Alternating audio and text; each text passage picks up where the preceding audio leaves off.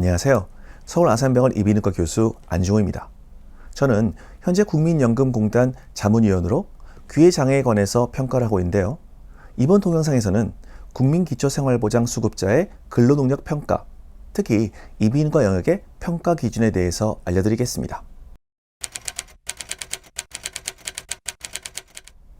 우선 이 제도가 만들어진 역사적 배경에 대해서 말씀드리면 IMF로 대표되는 1997년 말 외환위기로 인해 실업과 빈곤 문제가 심각했던 상황에서 기초생활이 어려운 시민들의 삶을 보장하기 위해서 마련된 제도로 2000년 10월 1일부터 국민기초생활보장법 하에 식품, 주거, 의료, 교육 등을 지원하고 있습니다.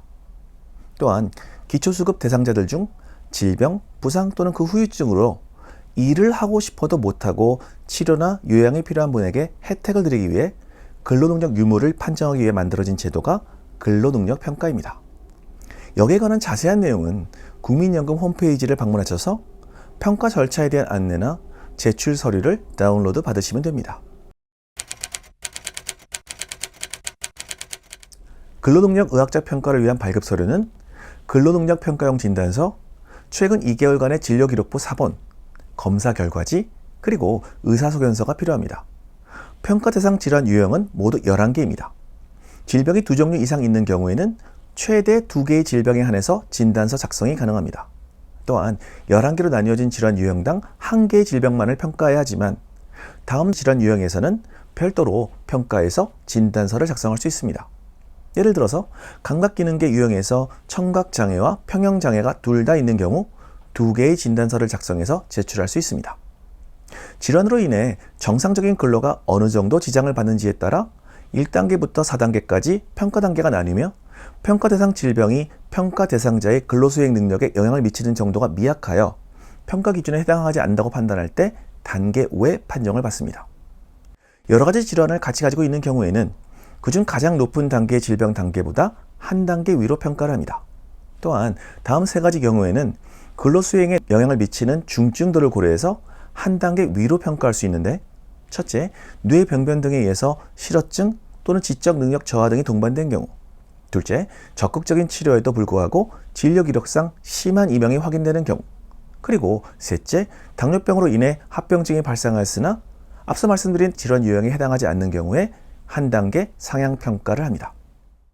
지금까지 말씀드린 내용을 예를 들어서 다시 한번 정리해 드리겠습니다. 근로수행 능력에 장애를 준다고 판단되는 진단 유형은 모두 11가지입니다. 예외사항이 있지만 원칙적으로 한 가지 질환 유형당 한 가지 진단서를 작성 가능합니다. 한 환자는 한 가지 질환 유형, 예를 들어 감각기능계의 청각에만 문제가 있을 수 있고, 또 다른 환자는 감각기능계, 신경기능계, 그리고 내분비계 모두 3가지 질환 유형의 문제를 가질 수 있겠죠. 그렇지만 근로능력 평가를 위한 진단서는 2가지 질환 유형에 한해서만 제출이 가능합니다. 당연히 가장 심한 질환 2가지를 선택해서 진단서를 작성해서 제출해야 합니다.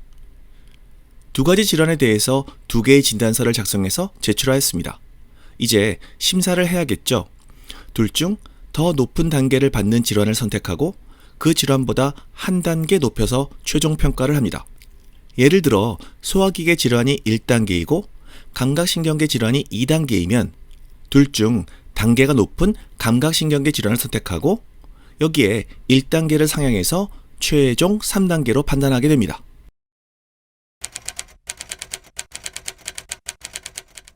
지금부터는 이비인후과 영역인 청각과 평형장애 근로능력 평가를 받기 위한 각 단계별 기준에 대해서 말씀드리겠습니다. 먼저 청각 분야입니다. 난청을 진단받기 위해서는 수능 청력 검사 결과지가 필요합니다. 일반적으로 최근 2개월 내에 신뢰도 높은 검사 결과를 제출하시면 됩니다. 장애인 보장급여를 위한 청각장애 진단을 위해서는 수능 청력 검사 3회, 청성뇌관 유발받은 검사 1회가 필요한 반면 근로능력 평가를 위해서는 신뢰도가 높은 수능 청력 검사 2회 정도면 충분합니다. 그렇지만 심사위원에 따라서 청성뇌관 유발받은 검사 결과를 요구할 수도 있습니다.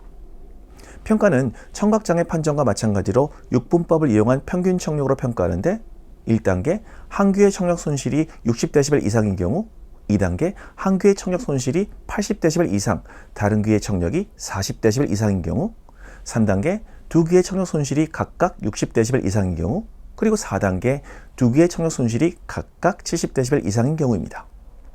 여기서 중요한 점은 기존의 청각장애 진단을 받은 분은 별다른 검사 결과를 제출하지 않아도 신청할 수 있습니다.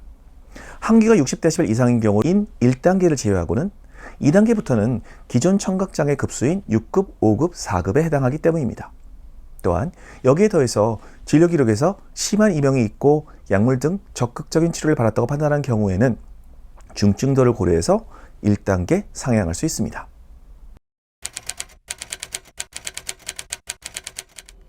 다음으로는 평형 분야입니다. 청각은 비교적 검사 결과지를 제출하거나 기존에 장애가 있는 분들이어서 평가가 수월한 반면 평형은 많은 분들이 탈락, 즉 단계외 판정을 받게 됩니다. 그 이유는 좀 이따가 설명드리겠습니다. 평형 진단을 받기 위한 해당 질병은 중추성 어지럼과 이석증, 메니에르병 전정신경염 등 말초성 어지럼에 해당합니다. 전정기간 이상으로 인한 평형 장애인 경우 객관적 소견이 확인되어야 하는데 냉온교대 온도안진 검사, 사지구간의 평형 검사, 회전의자 검사, 직립반사 검사 등의 검사 결과지가 필요합니다. 평형 장애 역시 4단계로 분류하는데 1단계 이학적 소견 및 검사 자료상 평형 전정계 질환으로 진단되어 증상이 있는 경우, 2단계 평형 전정계 질환으로 진단되어 치료를 받고 있지만 증상이 여전히 전주하는 경우로 검사 자료에서 한쪽 귀의 기능 감소나 소실이 있고 두 눈을 뜨고 10m 거리를 일직선으로 걸을 때 중앙에서 벗어나는 경우, 3단계 양쪽 혹은 한쪽 귀의 평형 전정 기능 감소가 있으면서 두 눈을 뜨고 10m 거리를 직선으로 걸을 때 중앙에서 60cm 이상 벗어나는 경우, 4단계 양쪽 또는 한쪽 귀의 평형 전정 기능 감소나 소실이 있으며 두 눈을 뜨고 10m 거리를 직선으로 걷다가 중간에 균형을 잡으려 멈추어야 하는 경우입니다. 제가 평형장애 영상 초반에 많은 분들이 단계 외 판정을 받는다고 말씀드렸었죠. 평형장애 판정을 받기 위해서는 단순히 어지러워서 일상생활이 불편하다는 의사소견서만 제출해서는 판정받을 수가 없습니다. 검사 결과지를 같이 제출해야 하는데 최소한 냉온교대 안진 검사와 10m 일직선 걷기 검사가 필요합니다. 그렇기 때문에 다소 검사 비용이 들더라도 검사 결과를 제출하셔야만 평가를 받을 수 있습니다. 특히 10m를 직선으로 걸을 수 있는지 알아보는 평가가 반드시 필요합니다. 이러한 내용은 근로능력 평가 대상자뿐만 아니라 서류를 발급해주는 병의원의 담당 선생님들도 잘 숙지하시기 바랍니다. 이상으로 국민기초생활보장수급자의 근로능력평가 과정에 관한 청력과 평형 관련 평가에 대해서 말씀드렸습니다. 오늘 드린 말씀이 근로능력평가를 받아야 하는 분과 해당 의료기관에 도움이 되셨기를 바랍니다. 감사합니다. 건강하고 즐거운 하루 되세요.